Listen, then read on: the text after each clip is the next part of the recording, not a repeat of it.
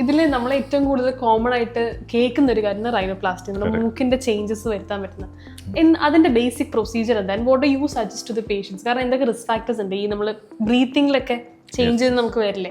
So എങ്ങനെയാണ് അതിന്റെ ഒരു പ്രൊസീജിയർ?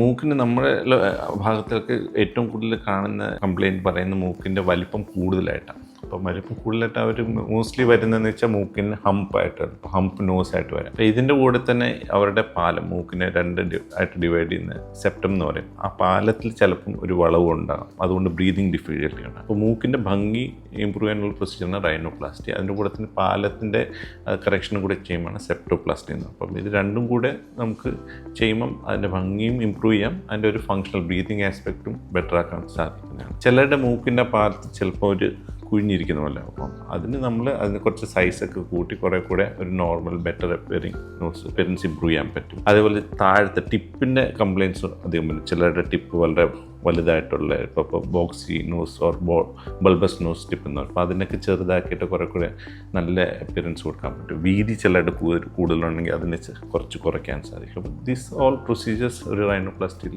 ഇൻക്ലൂഡ് ചെയ്യുന്നത്.